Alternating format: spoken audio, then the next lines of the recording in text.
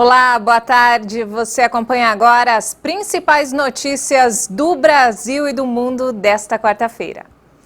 E a confiança dos brasileiros na retomada econômica diminuiu após a segunda onda da Covid-19. Um levantamento da Confederação Nacional da Indústria mostrou que a maioria espera voltar à vida normal só a partir do ano que vem.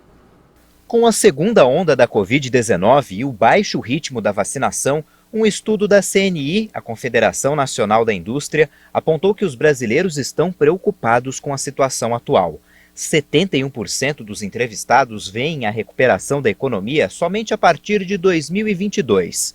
Segundo o levantamento, o sentimento foi influenciado principalmente pelo andamento da vacinação no país. 83% consideram lento o ritmo atual.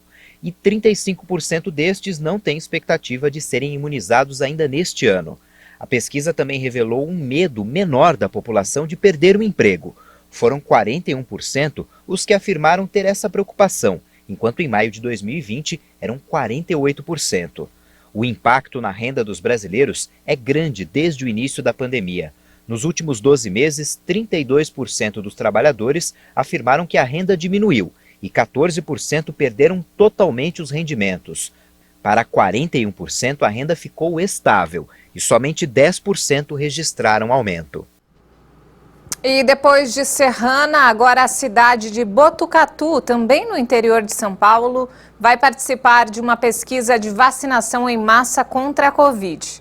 O estudo do Ministério da Saúde vai avaliar a eficácia do imunizante da Fiocruz também contra as novas variantes do coronavírus.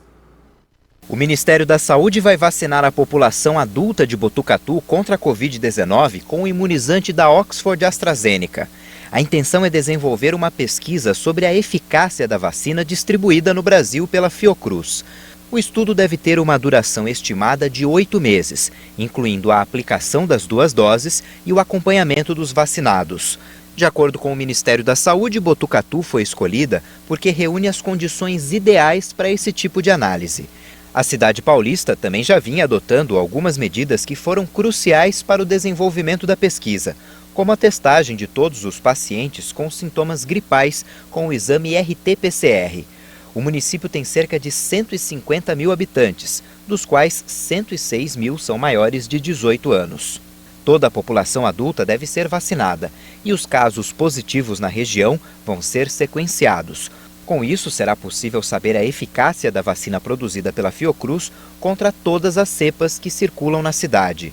A pesquisa já foi aprovada pela Comissão Nacional de Ética em Pesquisa e deve começar em breve. E olha só, amanhã chega no Brasil o primeiro lote do imunizante da Pfizer-BioNTech, o terceiro a ser usado no país. Essa remessa tem 1 milhão de doses. A orientação do Ministério da Saúde é priorizar a vacinação nas capitais por causa da refrigeração especial que é exigida pelo imunizante. As vacinas da Pfizer vão ser entregues aos estados armazenadas entre menos de 25 a menos de 15 graus. A distribuição vai ser feita em 2 etapas. Primeiro serão enviadas 500 mil doses para a primeira aplicação. Uma semana depois, segue a outra metade destinada à segunda dose. O Ministério da Saúde comprou, no total, 100 milhões de doses da Pfizer que serão recebidas até o fim do ano. E ainda falando sobre a BioNTech, o fundador e diretor do laboratório alemão declarou estar confiante na eficácia de sua vacina desenvolvida em parceria com o grupo americano Pfizer contra a variante indiana da Covid.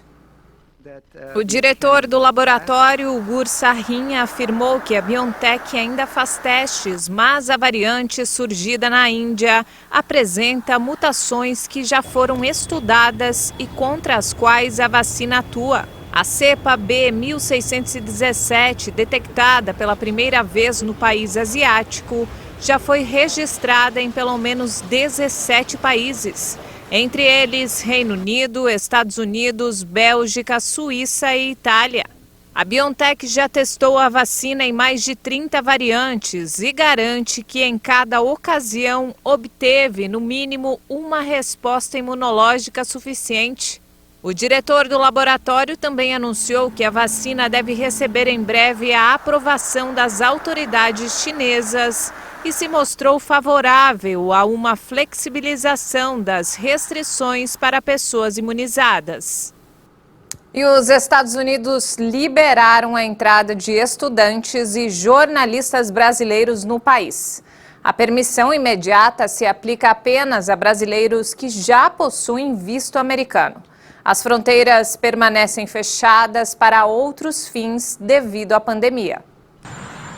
Os Estados Unidos anunciaram a flexibilização das restrições de entrada para estudantes internacionais devido à pandemia. Dessa forma, permitiram que cidadãos de China, Brasil e de outros países com entrada proibida iniciem um ano letivo em universidades americanas. A mudança é uma resposta a reivindicações persistentes de universidades americanas, que estão cada vez mais dependentes financeiramente de estudantes estrangeiros, principalmente da China. O secretário de Estado americano, Antony Blinken, informou que estudantes com vistos válidos de China, Irã, Brasil e África do Sul estariam qualificados às isenções nas proibições de entradas impostas no ano passado, em meio a preocupações sobre a transmissão da Covid-19. O governo de Joe Biden já tinha suspenso em março as restrições a estudantes da União Europeia e do Reino Unido.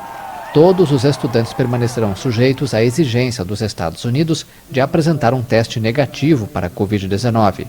O Brasil foi a 9ª maior origem de estudantes internacionais para os Estados Unidos no ano letivo de 2019 e 2020, com 16.671 alunos, mais do que qualquer outra nação latino-americana, de acordo com dados oficiais. E ainda nos destaques internacionais, a Comissão Eleitoral Britânica anunciou uma investigação sobre a reforma do apartamento oficial de Boris Johnson, depois que o primeiro-ministro foi acusado de financiar as obras com doações privadas.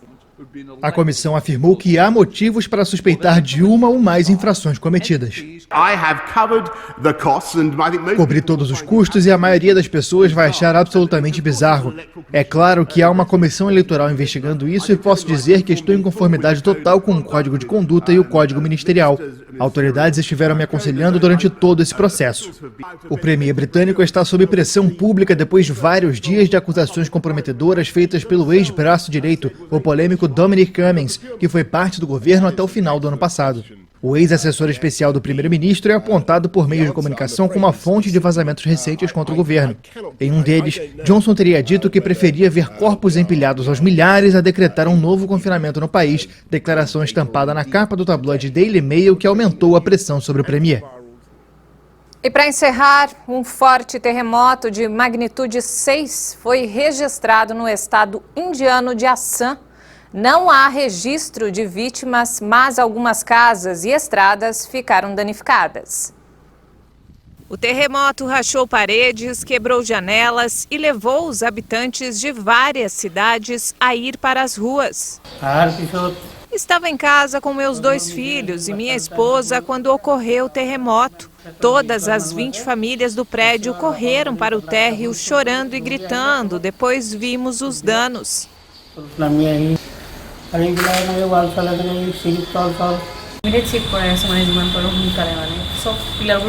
O prédio ficou com grandes rachaduras. Não podemos mais ficar aqui. Se tiver outro terremoto, o prédio pode cair. Tenho um filho e estamos nos mudando para outro lugar.